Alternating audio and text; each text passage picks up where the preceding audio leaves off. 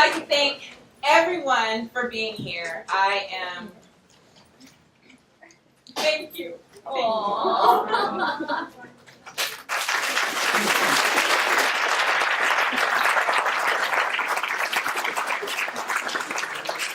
This event is near and dear to my heart. This is the second semester, our second installation of Voices from the Left. I would like to give a warm welcome to our president, Dr. Lester.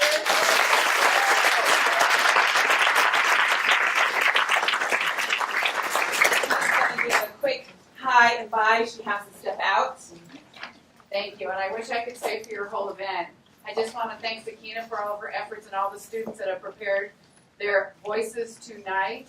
I'm excited that this is being videotaped because it's definitely something that we're going to want to see. So thank you, thank you, thank you for using your voices. We want to hear them. Thank you.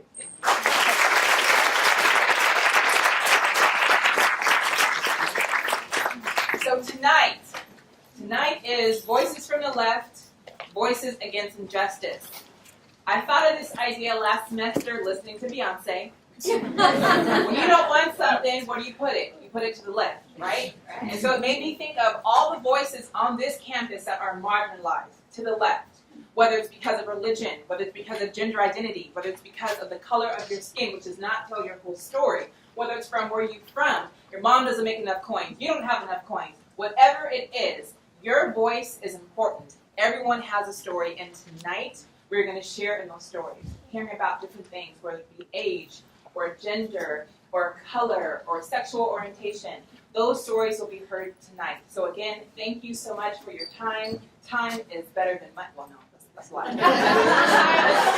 Just as important as money, but time is one of the best things you can give someone, and I thank you, we all thank you tonight for giving us your time. So without any further ado, one more announcement. These bins, there's 3 bins. The stand services so many students on this campus, whether it be for clothing, whether it be for food, whether it be for hygiene products. We have 3 different bins. I've got my bag of clothes, I've got some food outside, and we've got people already starting to put in these donations. So if you have a donation tonight we're going to have a small restroom cookie break, and please put your donations in. We appreciate that. All your donations are going to go to the stand to help students on campus. Yes, ma'am? If you don't have donation, can you time it? Yes, you can. We like the kind that jingles. We'd rather have the kind that folds. But that's okay. And no checks. I will take it. So again, thank you so very much. We appreciate your time. And again, let's get started.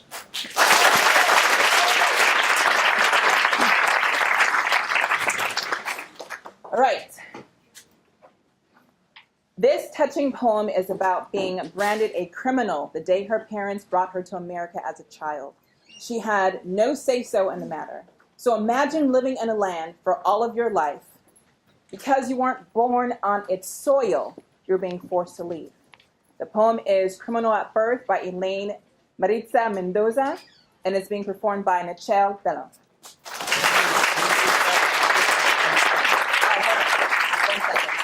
One announcement. Please turn off your ringers on your phones. We ask that you turn them off, preferably, please.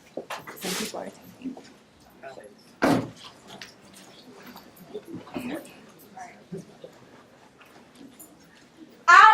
I'm a criminal of birth. My sentence is indefinite. My whole family moved here when I was only a child. And since then, I've managed to keep my American spirit alive. Now I'm feeling like I've been brainwashed all these years. After the initial shock, I did see stars. I am red with anger, and white is not the color of your life. But I assure you that the bruises on my spirit are the deepest ocean blue. And today I question you like a lover. What do you do for me as I've done for you? It all started way back then in elementary school. I was taught that I was in the land of the free and the land of the brave. Now these words run mockingly through my head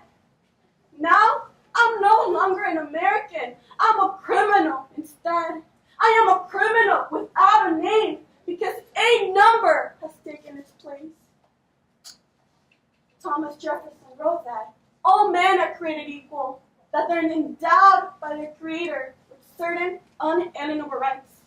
But among those are life, liberty, and the pursuit of happiness. My work permit has been denied. People pay less for me because my skill has less worth.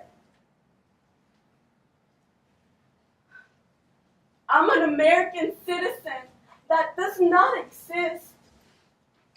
After finishing elementary school, high school, college, plus 2 more years of education, apparently my time is up. So now America tells me, get out of here! This is not your flag! Today it's clear that I have to pack my bag. I'm in an abusive relationship with the United States. Why should I be a criminal of birth when I did not have a choice? Now you're threatening to deport me like a mother giving away her child? Oh, my American spirit has been killed. Oh, America, how I cried for you today. Do you not care? Oh, I see, you're pushing me away. To the republic for which it stands, one nation, under God, indivisible, for liberty and justice for all.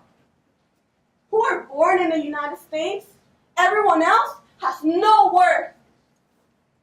What a tough lesson I spent my whole life trying to learn.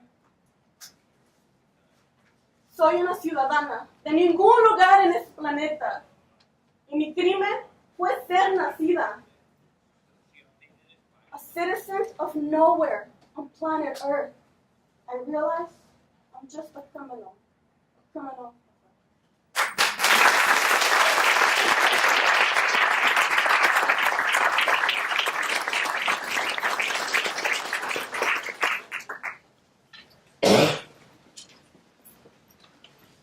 Have you ever been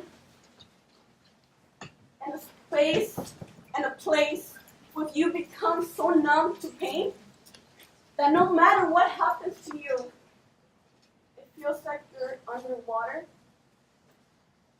My life lately has been flipped upside down. I try to be the perfect student. I try to be the perfect citizen because I feel that that's the only way I'm going to be allowed to stay. Because I feel that if I'm not like this, I'm going to be pushed out of a country that saw me race. Yet, no matter how perfect I think I am, I still worry every day about my tomorrow. I worry that I might not be here tomorrow. I've never had an identity. I was afraid to tell people who I was. But every single time that I want to give up, I remember how my dad had to cross the desert twice. I remember how my mom put her life at risk, and my brother's life, and my life at risk for a better future. For a better future, because if I would have stayed back, I would not be the person I am today. I would just be a simple wife. A wife at 15. I'm your student. I'm your neighbor. I'm your colleague, and I'm your friend. I'm an undocumented student, and I'm a DACA student.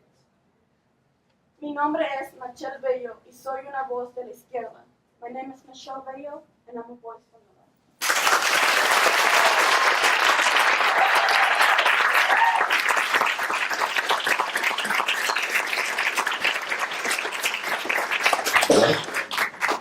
Next up, collective thoughts of a young black man who struggles to fit in a class environment that make him feel belittled and unimportant. The injustice he faces in the classroom come in the form of microaggressions every day. Unanswered by Jeff McKinney.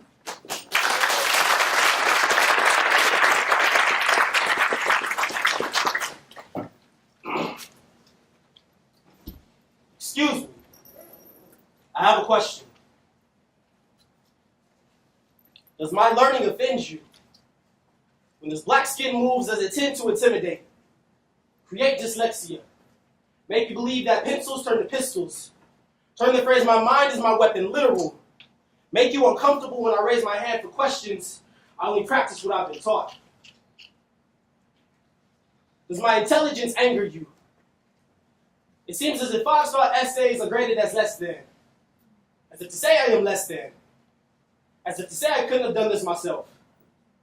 As if to say my diction isn't adequate enough to elaborate on social topics of understanding, yet your opinion was more intuitive than factual. If you have an issue, then at me. Does my presence bother you? My curiosity goes unnoticed. My participation always abbreviated.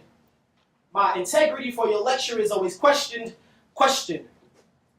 If a black boy is the only representation of black in his class, and his struggle is real, is it still valid? Answer, not so much. Question, how can a black boy learn? Question, how can a black boy learn in class and succeed if his perspective goes unnoticed? Answer, black people have perspectives? I wasn't aware. Question, why is the black man only in class useful when slavery is the topic of conversation? Answer, because even though I understand the whole situation, you still look at me as 3/5 of the equation. Question, why is the black perspective only important when a teacher wants to shed light on a situation? Because they want to brag to their colleagues how they looked at a black man in a positive light. How can I reach the stars of success when my ability to see past the clouds has been revoked? Answer, try harder. Answer, push longer. Answer, don't quit. Answer, get up. Answer, grow wings so you can fly. Just because your melanin doesn't comply with their rules doesn't mean that you should stop creating your own opportunities of success. So my question to you is, if you feel uncomfortable with me asking you these questions, imagine how uncomfortable I felt trying to answer them while sitting in your class.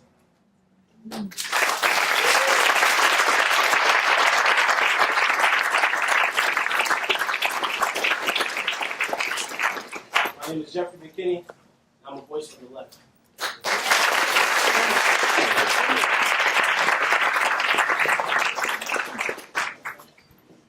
Imagine being stuck in a body you cannot change.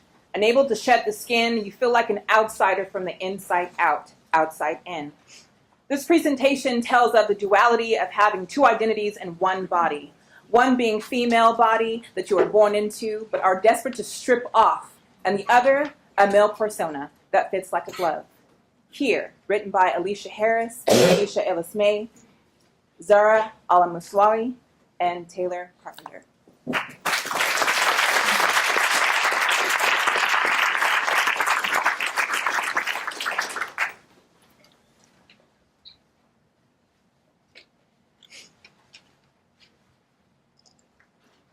Melissa sits in the back of the classroom, afraid to speak up.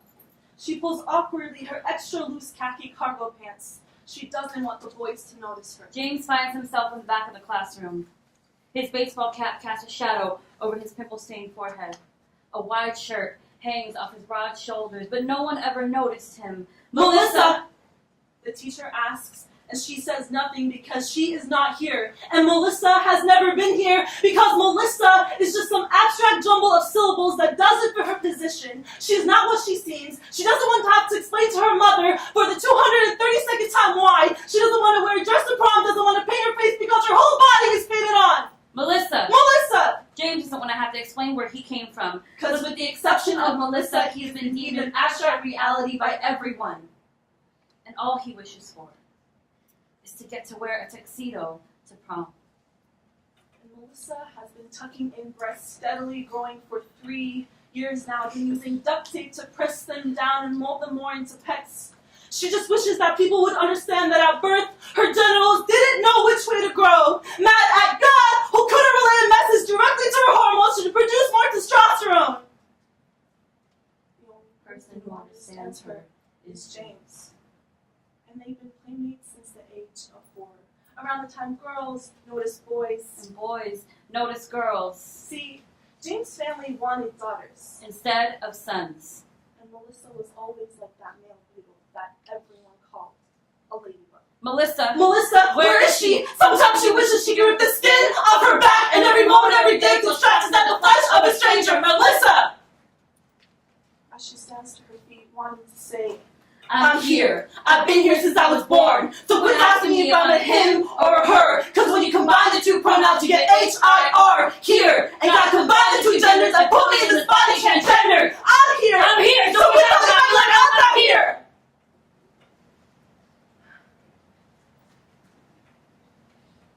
James falls back into Melissa's skin, And the two comfort each other in their syncopated heartbeats.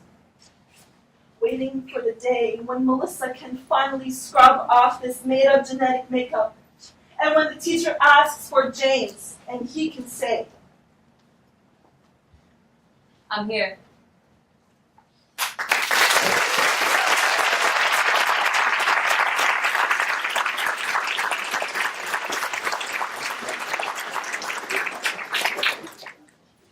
This poem helps to define how black is defined and how black is perceived.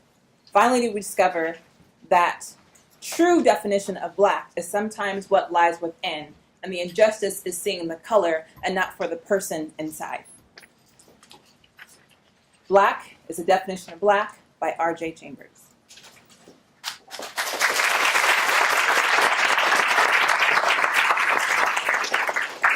I need you all to say something for me. What is the definition of black?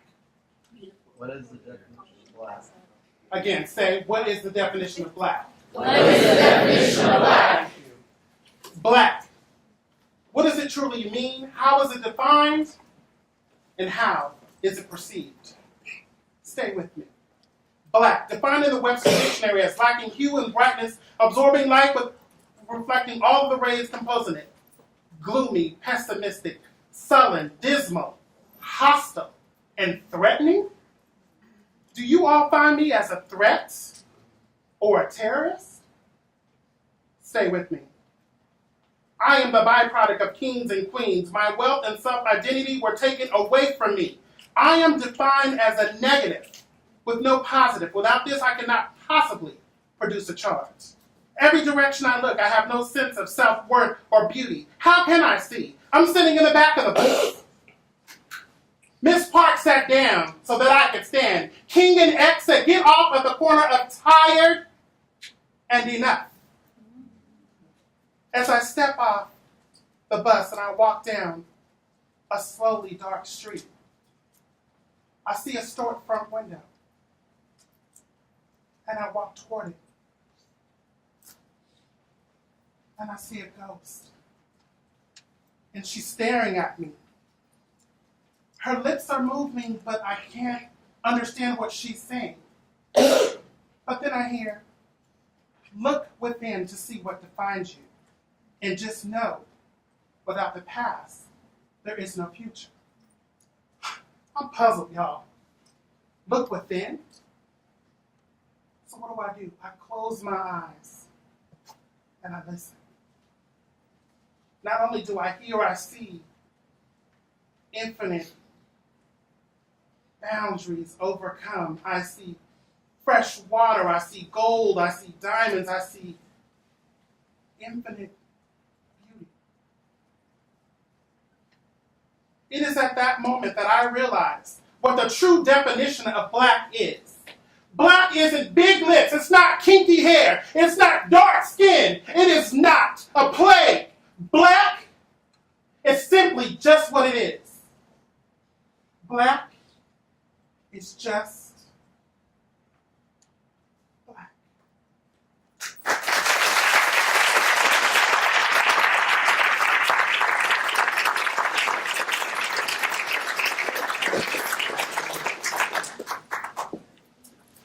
Next, Matthew is dedicating this to Petty Officer Ramona, who perished on November 16, 2013. He was his mentor and best friend. When those moments in life would tear him apart, this piece shares the injustice from both the perspective of a boy and his lost innocence through the perspective of a doc. This is called My Smile, My Armor by Matt Demingera.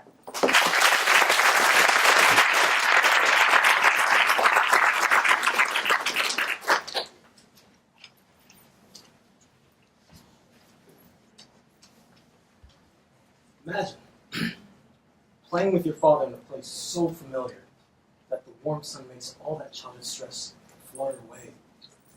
He holds you up high and smiles a distinct smile, a trusting smile, so familiar you would start to smile.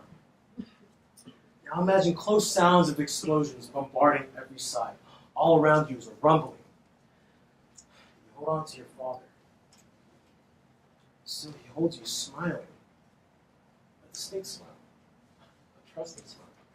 So familiar you start noticing it starts fleeting. An explosion!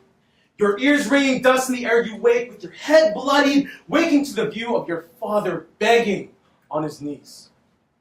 Men in helmets, holding rifles, shouting in the language you don't understand, turmoil, chaos, your father not holding you, his smile. Completely gone. Your left arm is gone. Bloody. The pain finally reaching you. You call to your father, that childhood stress fluttering in.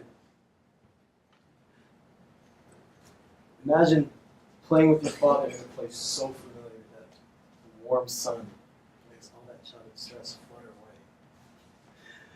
You wake from a dream. A man holds you up smiling. A fake smile. A distrusting smile. So unfamiliar you would start to cry. Now imagine close sounds of wails and cries, the smell of alcohol and rot bombarding every side. All around you are children and adults bandaged up the same way you are. The same man holds you up, tends to your bandages. His smile, a big smile, a distrusting smile. So unfamiliar, you start to hate. An explosion of hateful ideas ringing in your head, the smell in the air. You open your mouth, bandaged and bloody, the memory of your father begging on his knees. Shaitan! You would yell, shouting in the language you understood. Turmoil, chaos. Your father, his memory, his smile, forever gone. A piece of your humanity is gone. The pain finally finishing its purpose. You shout for your father, that childhood stress. Devour your innocence. The same man would come and tend to you. He would feed you. He would spit. He would dry your tears. You would push him away. He would pray for you. You would cry. Hate. The man stares as you cry. All he can gesture is a smile. A fake smile. A distrusting smile. So unfamiliar. The man starts to cry. Now imagine playing doctor in a place so pungent at death. So familiar with the sounds of the wounded and the dying became routine. You tend to a shouting boy every day. A boy who was innocent and broken, staring at you. All his hate. You hold him up and smile. A painful smile. A sincere smile. So routine and familiar you would start to cry. Imagine giving that same smile to your friends, your families, your loved ones, your spouse. A fake smile. A distrusting smile. That same painful smile, that same sincere smile. So routinely familiar. You ask, did I save that boy?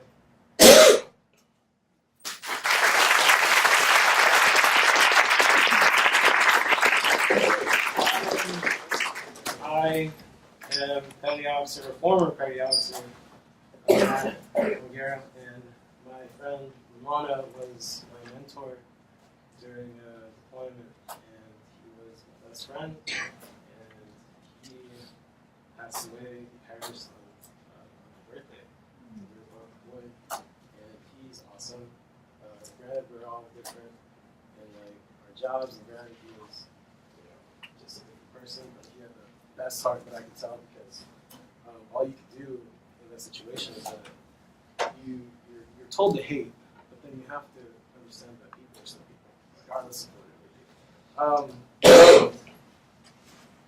Fun times, but basically the only thing that I can take away from what deployment gave me to the actual real world, veterans, we all have, if you guys are veterans, then it's good. But at the same time, we all have our issues that we have to go through.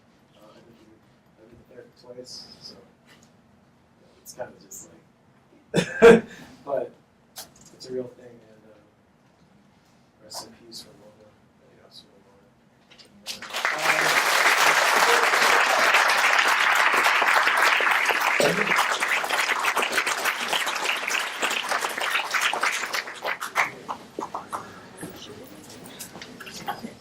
Before we introduce, do we have anyone in the military in the house? We Current salute or you. prior? Thank you so much. Thank you so much.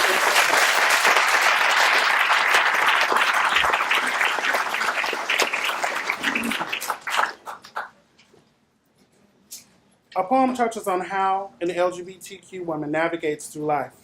The injustice is not having her relationship respected that stares at most of all of us. How young queer boys and girls navigate life in school, hiding their true selves. In this poem entitled Dear Straight People, written by Denise Froman.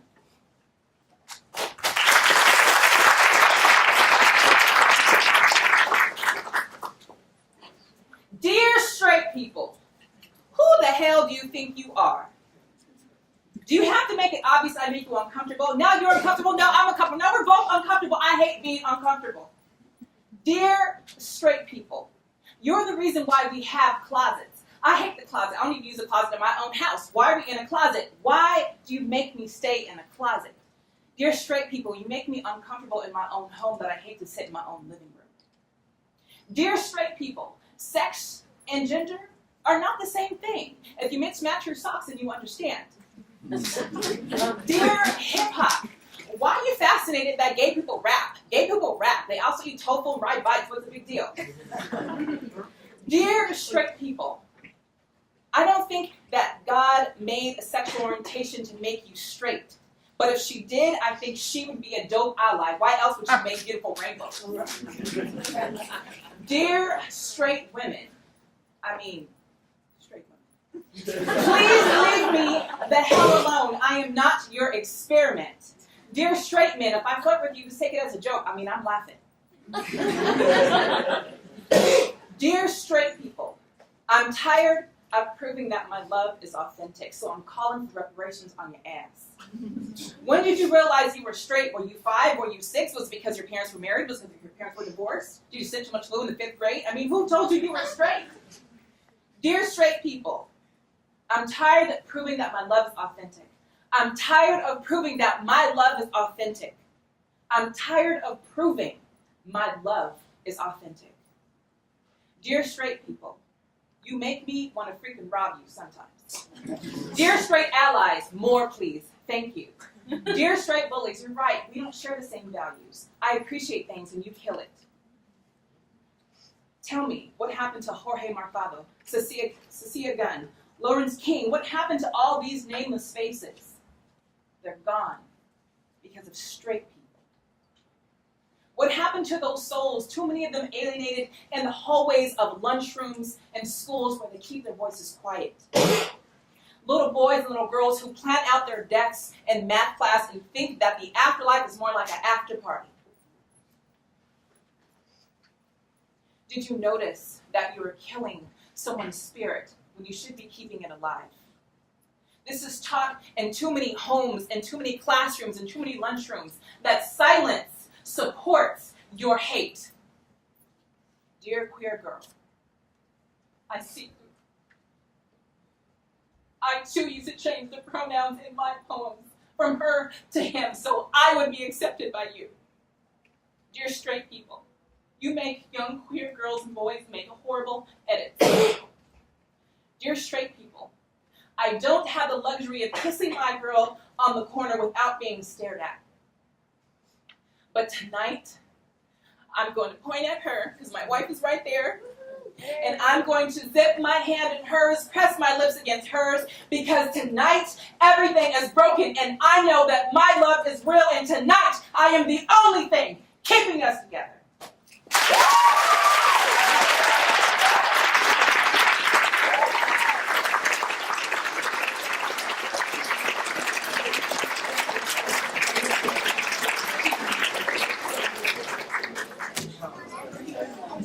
All right, next we have a personal poem. What this person goes through on a daily basis. She is able in mind, but not always in body. The chair is how she becomes mobile, but she is not the chair. Taylor will tell us how she experiences life, how she moves, not only mobily, but how she moves here. She will educate us on how we can become more appropriate, more aware, and how to treat those with physical disabilities. My Burden by Taylor Carpenter.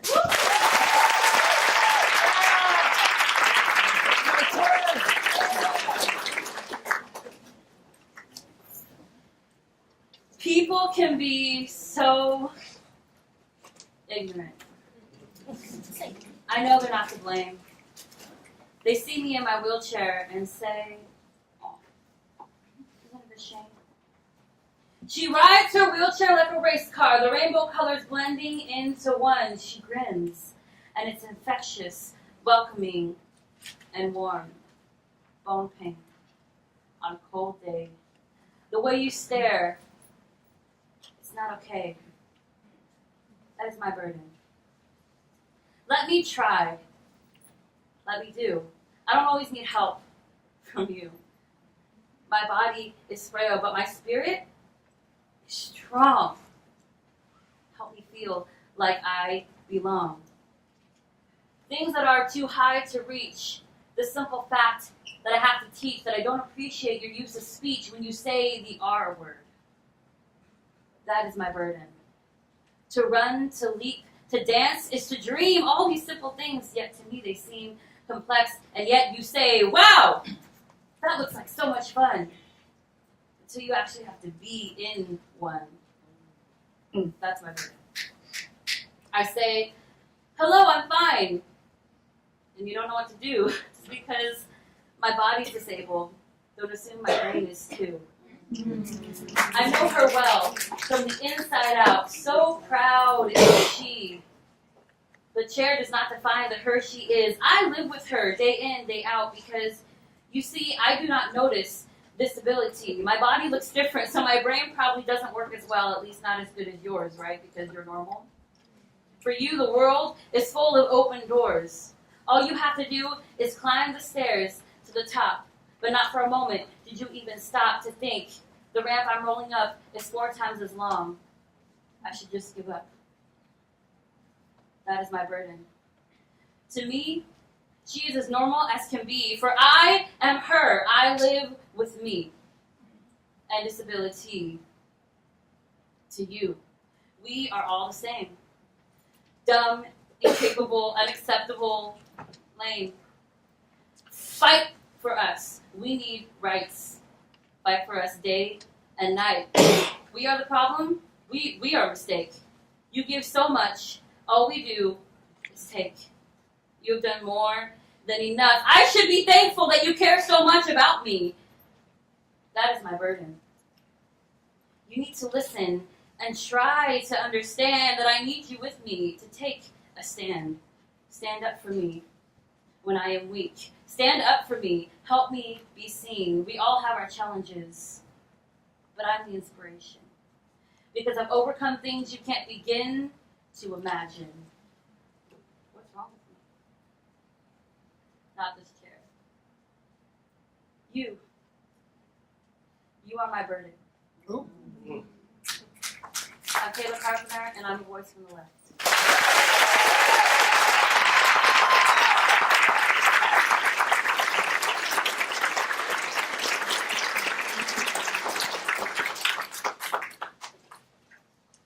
I'm Taylor Carpenter, and this is my lived experience. If there's one irrefutable truth that I've learned throughout my journey in life, is that we are trapped, all of us, in an ableist society. full of ableism everywhere you look. For example, this girl. One thing that I've experienced here on campus particularly is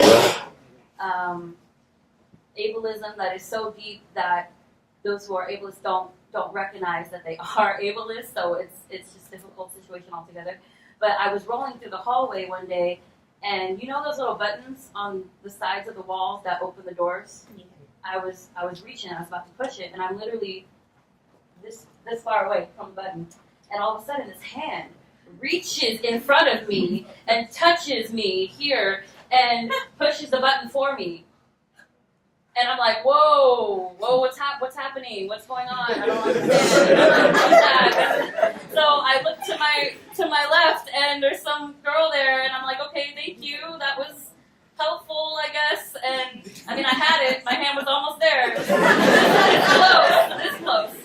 But I mean, she was so determined to help me, but I didn't ask her to, and I didn't need her help.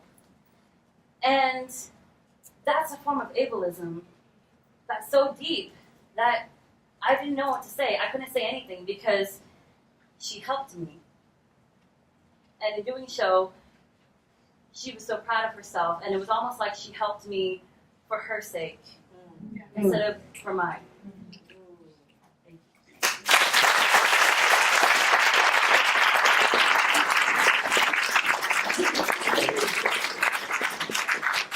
Thank So we're doing things a little differently this year because we didn't save a lot of time for audience reaction. There's still more performances, but we were asked to make sure that we save time for audience reaction questions or comments. So this is going to be one of those breakout times. So we have a question for one of the performances that you saw. If you have a comment that you would like to make, something you would like to say, if you too are a voice from the left and you would like to share your experience, this is the time. The floor is open for you. Yeah. Hi, my name is Paris, and I wanted to talk about Jeffrey's poem about microaggression. I never was able to really put a word or how to explain to some people who have never experienced it, but I'm glad the way you portrayed it because that's something, as a black woman, that I experience every day. Yes. Going through all different types of classrooms, so I appreciate that.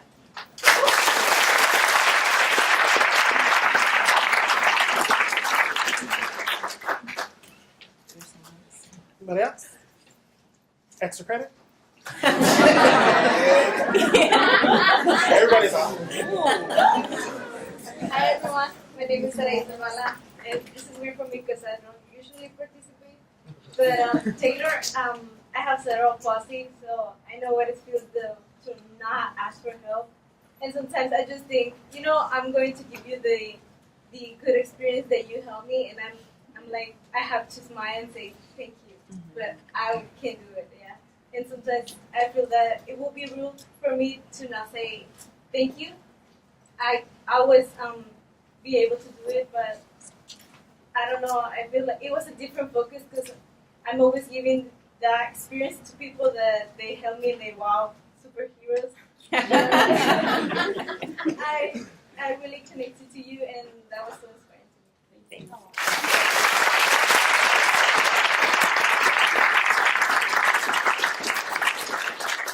Okay, so truth be told, I'm doing this a little bit for extra credit because I keep bombing all of my speeches. So I'm just going to speak real quick a little bit about disabilities like Taylor. So, sometimes when you look at Taylor, you can see her disabilities and you can see what she has going on. And I just want to remind you guys that there's a lot of disabilities out there that you can't see. Yes. So for me, for instance, look at me. I must be in shape. I must run. I must be happy and healthy. So it doesn't appear that way. But honestly, I'm an adult with ADHD. And as fun as that sounds, as much as everyone would like to get my Ritalin, it sucks. Okay? It sucks. So when I'm in a classroom and I'm trying to do a speech or have a good conversation, I start to get excited and my heart races and my pulse goes, and then all of a sudden my brain starts ping-ponging all around, and I'm looking at you, and then you're tapping your pencil, and I've lost that thought, and I'm over here, and I'm trying to pick back up, and then someone slightly moves, and it's gone again. So when you look at that person in the classroom who keeps raising their hand over and over, asking the same question, or you see that student in the classroom constantly talking to the teacher because you think she's a kiss-ass, there might be something going on that you don't see, and sometimes disabilities come in all forms. And if you just stop and put away your judgment of me and what I appear to be, and my excitement level, and my happiness, and all these things that tell you that I'm just some Kool-Aid drinking Girl Scout. There's a battle going on every day, every second. And although you see this right now, my heart, my brain, everything is going crazy. Thank you.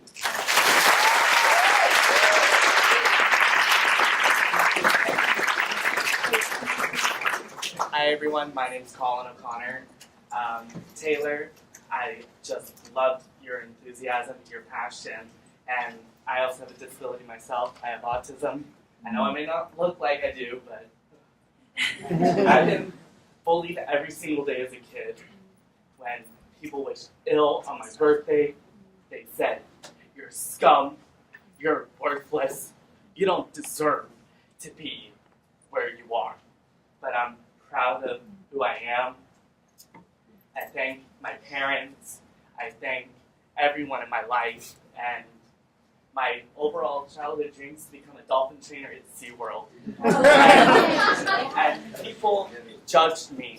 And yeah, I watched the documentary Blackfish. But it hurt me because these people tried to make me look like a fool, and I am not. I am proud of who I am, and Professor Chambers, you are an amazing inspiration, not only to fight for what I believe in, but I just want to share this with all of you. And I always tell people, love, don't hate.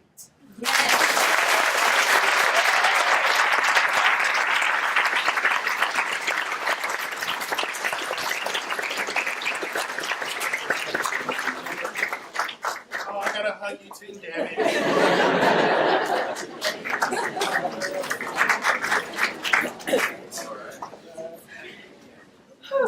Can we watch a cartoon? Anyone? Yes, sir. Alright, so I just want to say, I understand I did a piece on like microaggressions from like professors in the classroom and everything like that, but I kind of also want to shed light on like professors that actually do their job and actually care about their students and the learning. Because even though I've had mostly bad experiences with professors at whatever school I went to, all the way from middle school, elementary school, even up to here at Mesa College, I do want to like say, I'm not crying, I was just itching my eye. I want to say, like, there are professors out there that really work hard to make sure that the students understand the work that they are given. You said what? You said something? Is that you, Ms. Lawson? Oh. Well, Ms. Lawson is one of them, honestly. It's like one of the greatest professors I've ever had. Ms. Lawson, Professor Katuji, Professor, I was going to say Professor Reese. Also, Dr. Wrigley, I see you, Wiggly. Like, these professors have really helped me understand who I am as a person here at Mesa College. And a lot of the staff too, I was saying, see a few hands over there, DP hands.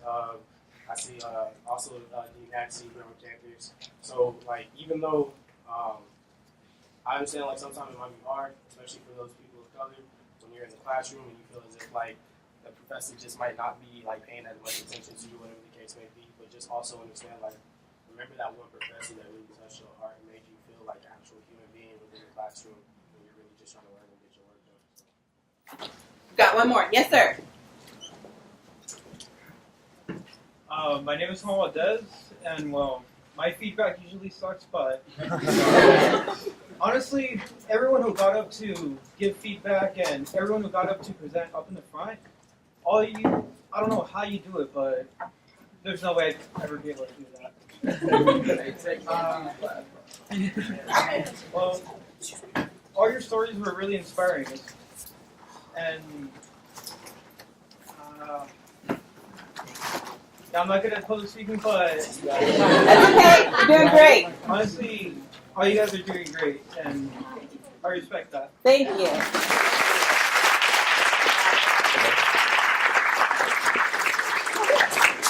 Hello, everybody. My name is Alan Ring. I'm actually a former student of Commitment G, and I just want to thank you guys all for coming out and showing, who you are and like your stories from the left, I always like, it's really an inspiration to my heart because like I've seen so many different kind of things and different kind of festivals, and by far like Miss G and Mr. Chambers, like they really pulled something together here. So I just want to give a round of applause to them. Thank you.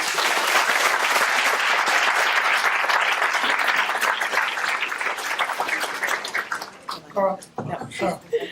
Okay, hi, Misty. Okay, I'm in Misty's class. You're my classmates.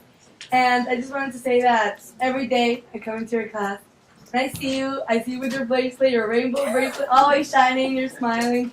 And I just see you're so strong. You're standing there firm and you're like, there's just so much to say about you, and I just wanted to say I admire you. I respect you.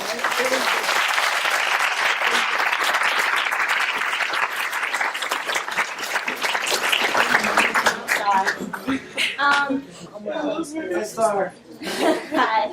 I just wanted to say, like, I'm a student here at Mesa, and I'm really happy, like, by the outcome of how many people are inside of the room. Yeah. So give a round of applause. Yeah.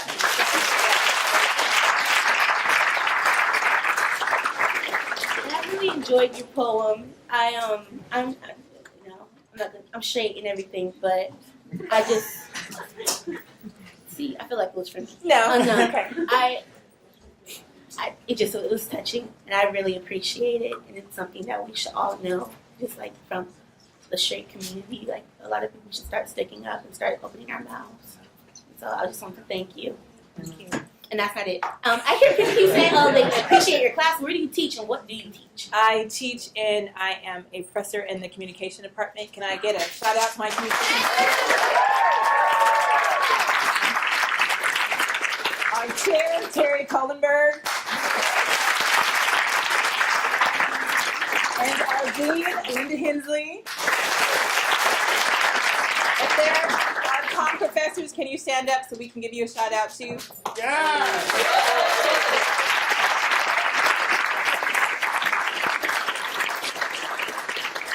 I'm a professor in that communication department.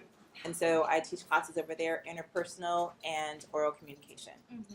So if you need to take those classes, comm is an awesome major. Yeah. Just saying. Yes. Come take it. All right.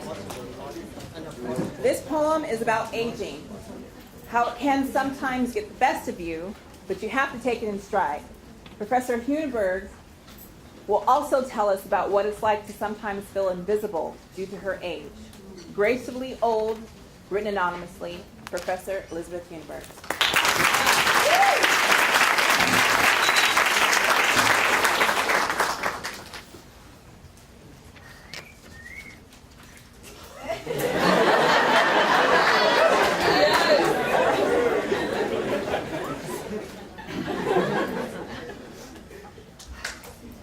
God, give me the senility to not recognize the people I never liked anyway.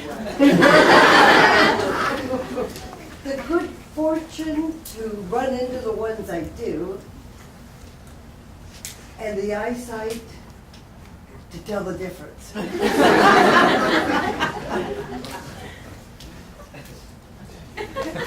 My forgetter's getting better, but my rememberer is broke. To you, that may seem funny, but to me, that is no joke. For when I'm here, I'm wondering if I should really be there. And when I try to think it through, I haven't got a prayer. Oftentimes I walk into a room saying, what am I here for? I rack my brain, but all in vain. A 0 is my score. At times, I put something away where it is safe, but gee, the person it is safest from is generally me. When shopping, I may see someone say hi and have a chat. Then when the person walks away, I ask myself, who the hell was that? Yes, my forgetter's getting better while my rememberer is broke. And it's driving me plumb crazy, and that isn't any joke.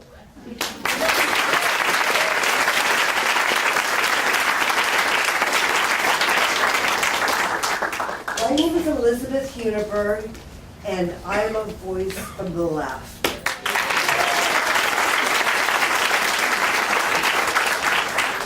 As I began to age, I noticed something was happening, and I wondered what's up with this, what's happening. Nobody ever told me, not even my own mother told me this, but women of a certain age become invisible. I first got the idea at Foot Locker. You know, I was waiting a couple hours for one of those hot guys in the red shirt. So trying some sneakers, and it took a long time. But it really came home to me when I went one day to Barnes & Noble. I grabbed a copy of Vanity Fair and stuck it under my arm and went over to the coffee counter to get some coffee. I thought I'll just read through this magazine while I'm enjoying my coffee. So when I took a sip of the coffee, I thought, this doesn't taste right. This is strange. If I've been poisoned, I want to go home and die in my own bed. So I just decided I have to leave now. Nobody happened to notice the old lady walking out of the store into the parking lot and revving up her car with the magazine in her arm. So when I got home, I noticed, oh, it's still there. So I've been on other errands since that time.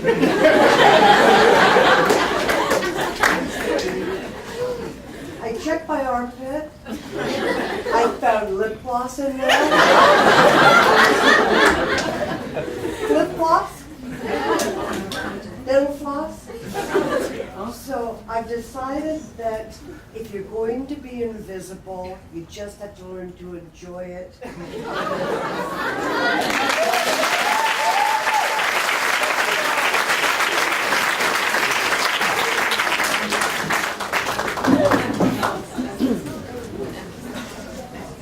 This piece tells of one man's struggle trying to negotiate love while living with OCD. The rituals and the tics seem to subside when love invades his thoughts. OCD by Neil Herburn, Ian Kapang.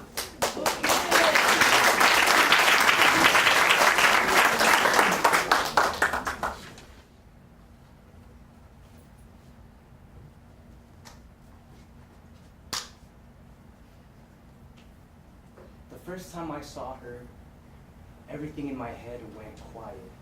All the tics, all the refreshing images just disappeared. When you have obsessive compulsive disorder, you don't really get quiet moments. Even when I'm in bed, I'm thinking, did I lock the door? Yes. Did I wash my hands? Yes. Did I lock the door? Yes. But when I saw her, the only thing I can think about was the hairpin curve over her lips, or the eyelash on her cheek, the eyelash on her cheek, the eyelash on her cheek, the eyelash on her cheek. I knew I had to talk to her. I asked her out 6 times in 30 seconds. She said yes after the third one, but none of them felt right, so I had to keep going. On our first date, I spent more time organizing my meal by color than I did eating or fucking talking to her. But she loved it. She loved that I had to kiss her 16 times or 24 times if it was Wednesday. And she loved that it took me forever to go home because there are a lot of cracks on the sidewalk. When we moved in together, she said she loved me like nothing would ever, she would never rob us because I definitely locked the door 18 times. I'd always watch her mouth when she talked, when she talked. When she said she loved me, her mouth would curl at the edges. At night, she'd lay in bed and watch me turn the lights off and on, off and on, off and on, off and on, off and on, off and on. She'd close her eyes and imagine that days and nights were passing in front of her. Some mornings I'd start to kiss her goodbye, but she'd leave because I was making her late for work. When I stopped at a crack of the sidewalk, she kept going. When she said she loved me, her mouth was a straight line. She told me I was taking too much of her time. Last week, she started sleeping at her mother's house. She told me that it was a mistake to get attached to her, that this whole thing was a mistake. But how can it be a mistake that I don't have to wash my hands after I touched her? Love is not a mistake.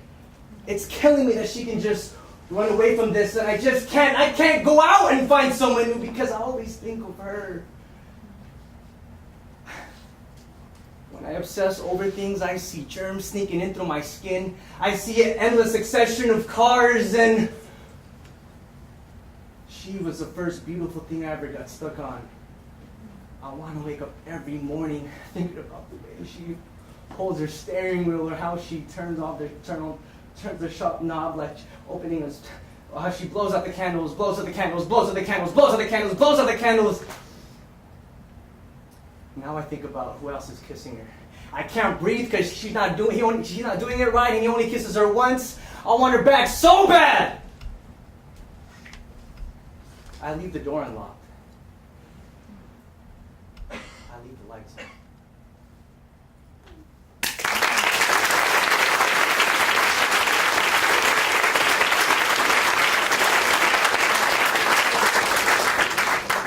My name is Ian, and I'm representing a voice from the left.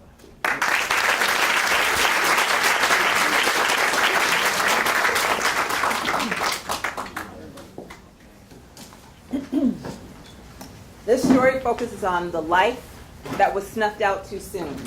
Sean Bell, a young black man whose life was taken on his wedding day. 3 police officers shot him 50 times at his doorstep. It was a case of mistaken identity. His life, his story has been played out on the news stations with dozens of other cases of young black men and women whose life has been taken from this earth far too soon. The injustice is fearing those that are supposed to be protecting us. Sean Bell, written by Hassan, Josh, Elisa Harris, Jade, Vince, Cameron.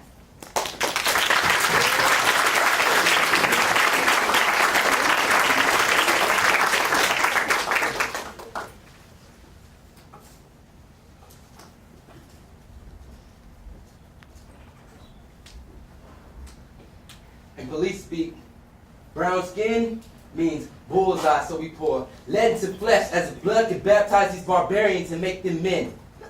Niggers and spics, the only trash on the street that talks. So don't call it police brutality, call it sanitation. Don't speak to me of emancipation. I just want to make it back to my children tonight. No matter how many Tyrones I have to kill before I make it home, Handcuffs on a dead man. Fitting for a would-be husband days before his wedding. Makeshift cufflinks. The only kind a black man can afford, because black men in Ford must have been carrying guns. Black men in the Ford.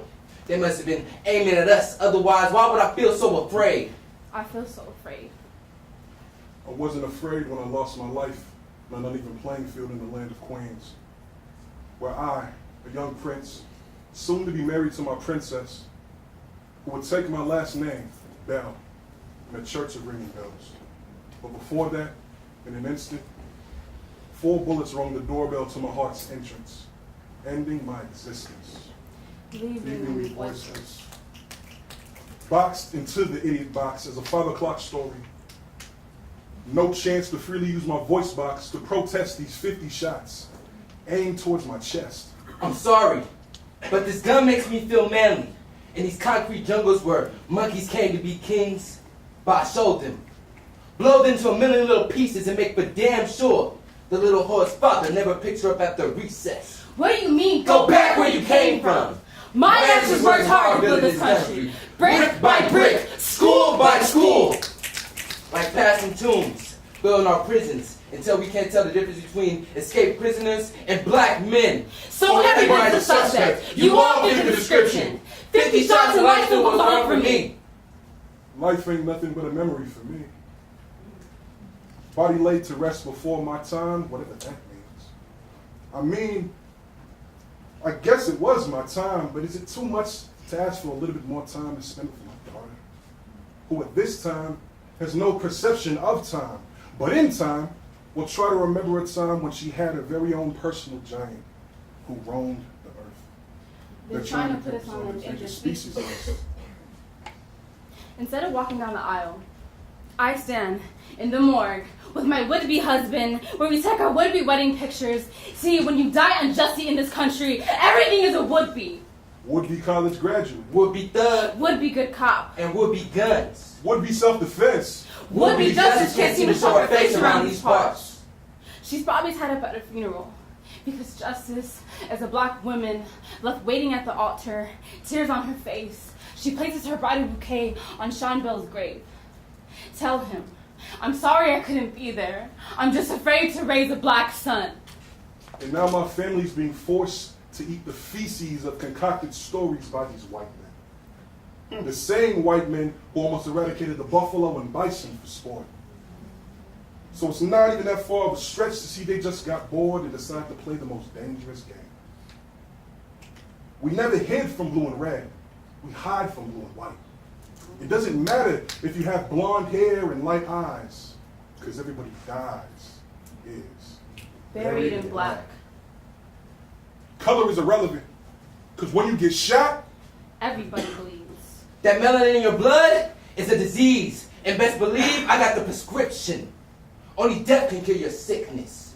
The black plague of the Bronx. You better bow when you're asked to. Shit can jive when I tell you to. Training day is over, and I'm still the one holding the gun. Whether 50 shots or 100, take your pick. Another name. Another grave. Another reason to shoot 50 times. Stop and reload, just another reason. Another face too dark to be a husband. Too black to be human. Just stop. And reload. More target practice for the 5-0. Too alien to materialize into something real. Another murderer. Drug dealer. Look alike Sean Bell.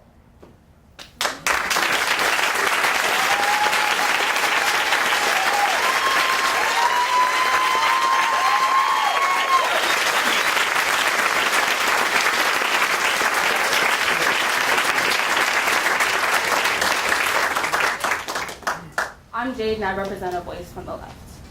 I'm Vince and I represent a voice from the left. I'm Cameron and I represent a voice from the left.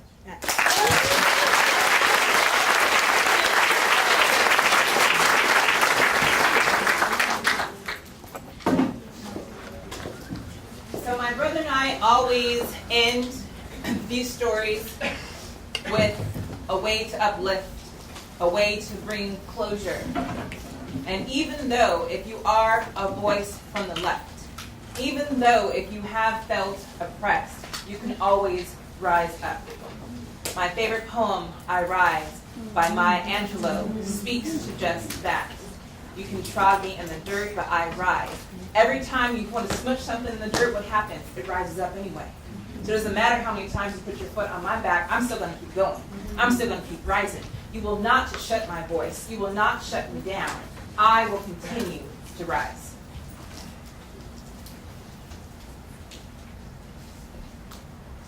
You may write me down in history with your bitter, twisted lies.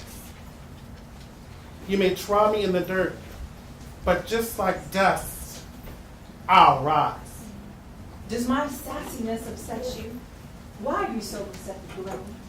Because I walk like I've got oil wells pumping in my head. You know what, sis? I'm not feeling this right now. Also, we don't need to make a mistake or nothing, but I don't think it's gonna work. Need to find a different way. Yeah, let's try something different.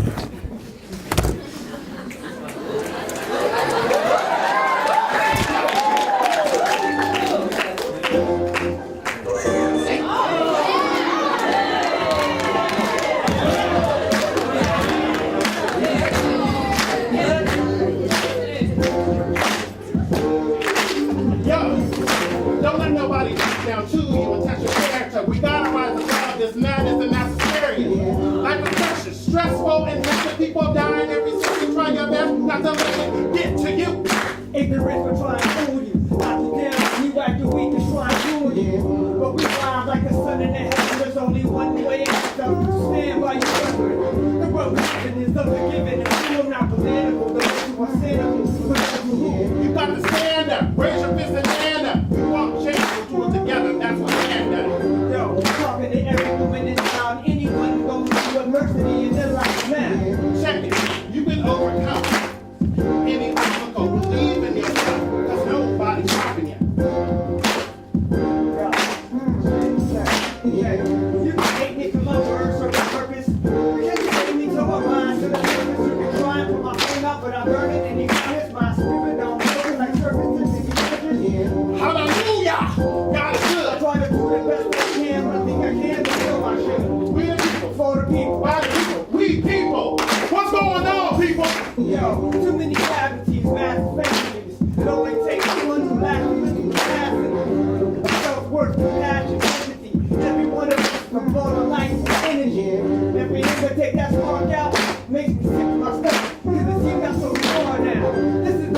led. Tomorrow's not promised. You say I love you to the end. And in the midst of all the chaos and destruction, I rise and make something out of nothing. Come on, team! I rise, cause some people are oppressed. I rise, cause this work has got me stressed. I rise, cause this world is a mess. I rise, cause complicate hell is fit. I rise, cause some people are oppressed. I rise, because this work has got me stressed. I rise, cause this world is a mess. I rise, cause complicate hell is fit. Yo, when I say I, you say rise. I rise. I rise. When I say I, you say rise. I rise. I rise. All right, y'all.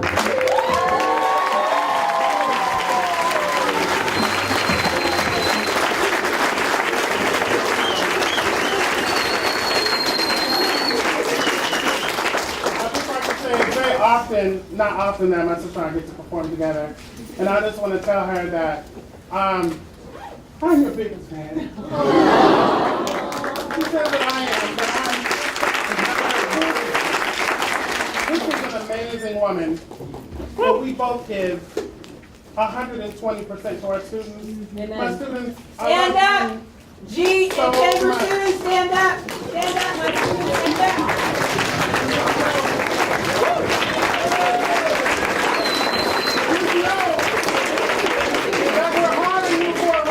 Because we want you to learn, but ultimately we want you to gain confidence, and finally we want you to find your voice and use it. Juan right here would not say more than one word in my class, and his confidence has shot through the roof because he found his voice. Is that right? That's one thing no one can take from any of you is your voice. No one.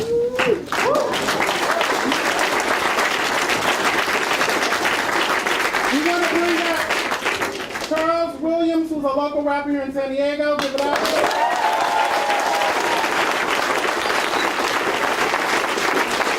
What we performed today, he wrote it.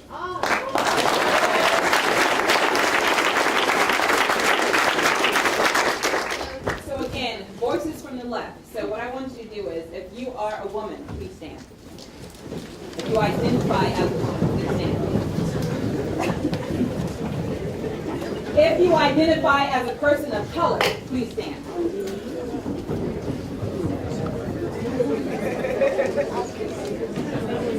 If you grew up on the wrong side of the tracks, meaning your parents don't make over $200,000 a year, please stand up. If you can't pay your bills and turn off DirecTV, please stand up. If you have or were born with a disability, whether it be mental, physical, emotional, please stand up.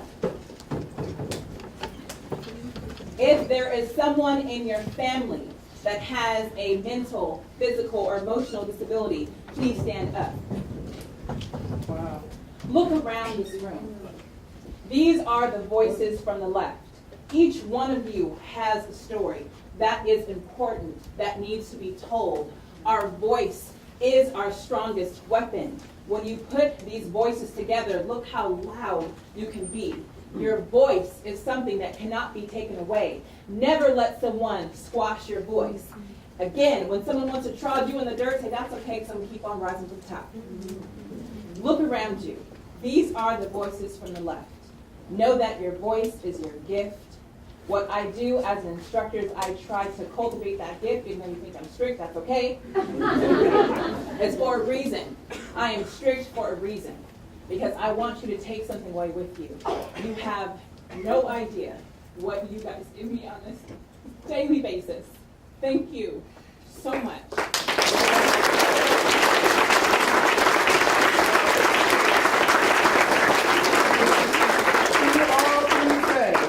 I am a voice to the left. To the left.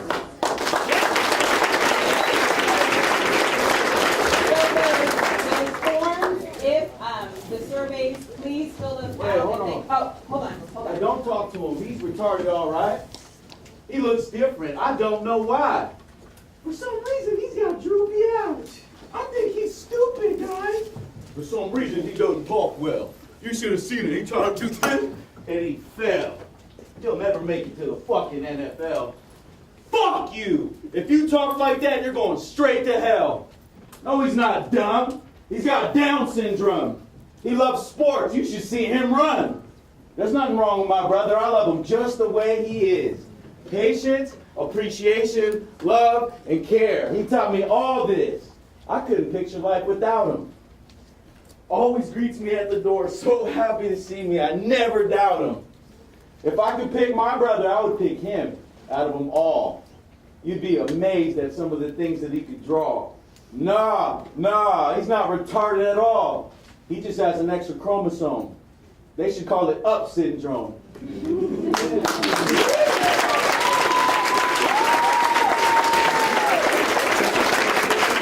a smile on my face every day when I come home. He hates it when I try to brush his hair with a comb. You see, he knows what he likes and he knows what he doesn't. It makes me sad when people ignore him. Sometimes even his cousins. Sometimes even his sisters. Sometimes even his brother. But I'll tell you this, he's never felt love from any other than the way he does from me. Since he's been 3, 2, 1. Born with an extra chromosome 21. No one has ever loved him like me. And like me, he loves sports. He loves the Chargers and the Padres, of course. He needs love and attention like everyone else. When you see someone like this, go introduce yourself. You guys might learn something about yourselves. It's okay if you've done something wrong, it's okay to confess. I mean this from the very bottom of what's underneath my chest. Make it right and go and talk to those voices from the left. My name is Edgar Herrera, and I'm representing a voice from the left, which is my brother. His name is Diego Flores. He just recently had a stroke. He's 18 years old. He almost died. I almost lost him. They're saying he's a miracle. He's recovered. He's back at home. He came home October 6th.